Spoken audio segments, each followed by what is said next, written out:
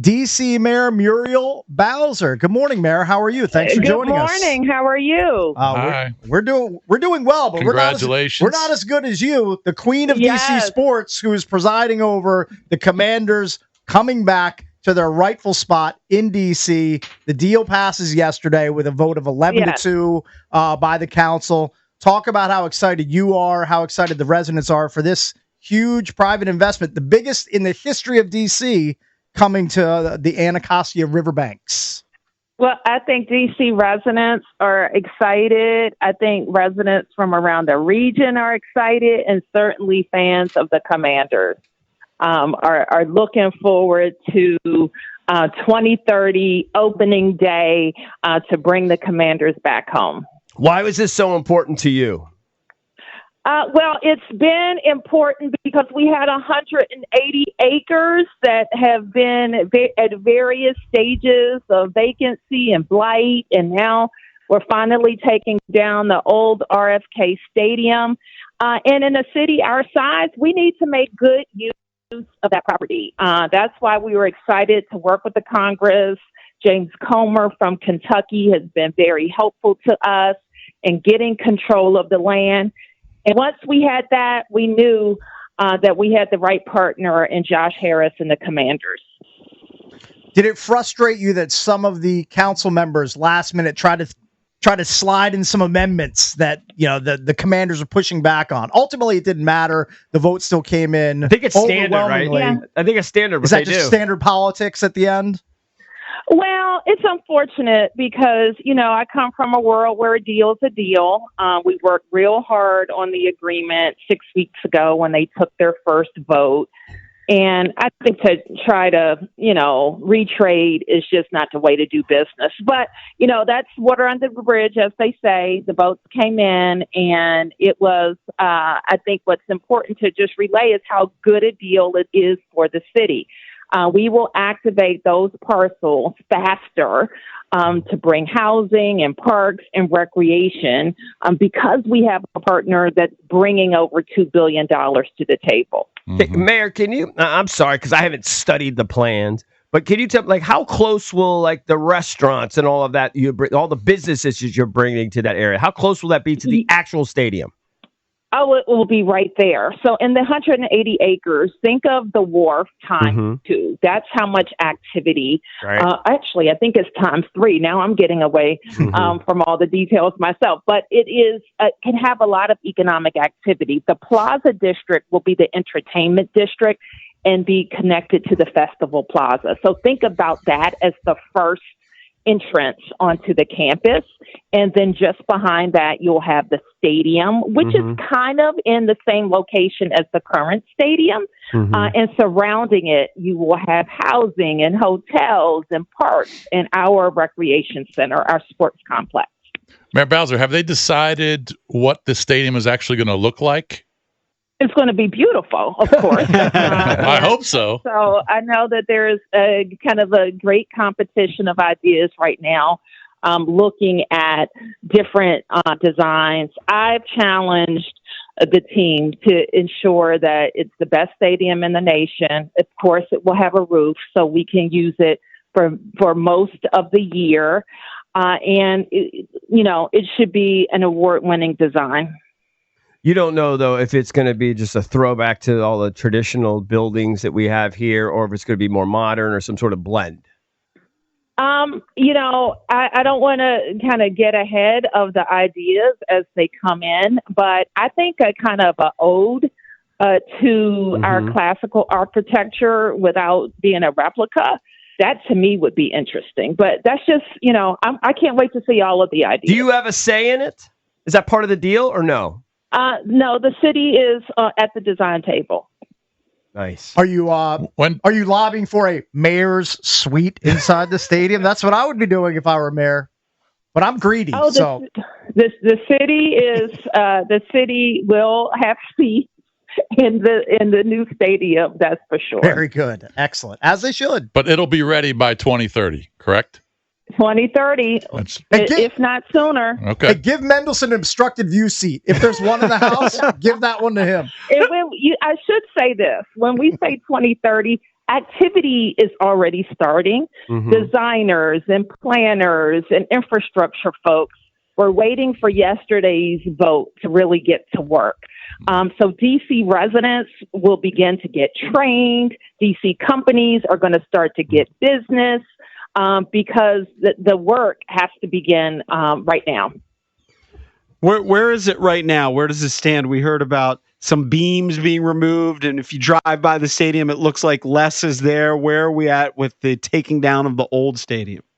Well, we have what is called, and I'm new to this term, it's called a slow demolition, which is better for the site given the infrastructure that's there, including the metro and the surrounding community. Won't have like all the dust that would come with a big implosion. So it started at the beginning of this year, and it's going to go through, I think, midpoint next year. But the big parts are starting to come down now. So when you look at it, you can literally look through the stadium.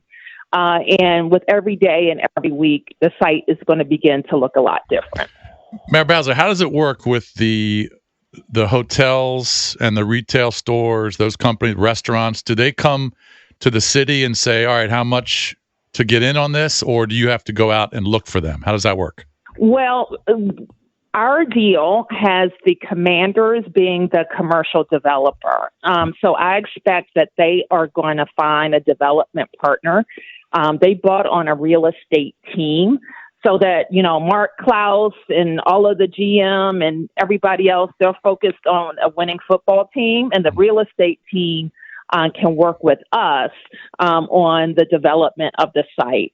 So just like we do with other development projects, we've partnered with the Commanders. They will get a developer, and that's how those parcels will come to be.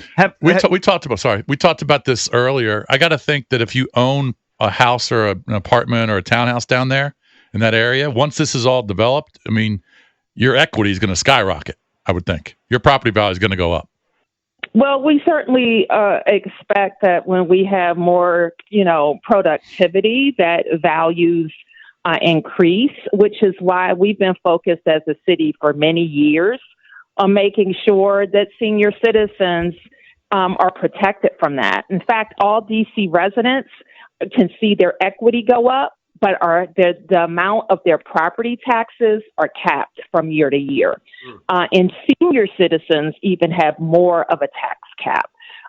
So you'll see equity increases, but you won't necessarily see your tax bill go up. And that's important to protect existing residents. So what's next for you as the mayor as far as this project is? We're talking about this project. Do you just sit back now and watch it develop, or do you have to be involved in the roads, all of the things? Absolutely. Yeah. We're working double time. Keep in mind that we really wanted this approved in July, so we really feel like we have 2 months to make up for. So getting the right consultant teams on board for the planning. We have to take the commercial through zoning. So all of these things have to happen thoughtfully, but quickly, while keeping the community engaged. Do you have to still then pass stuff with the city council? So do you have to still keep going to them to pass things? No, we put together a great plan. Now they're always, and the legislation has evolved over the last several weeks. So there are always different plans that we submit to the council, but the major approval is done. How did you celebrate last night?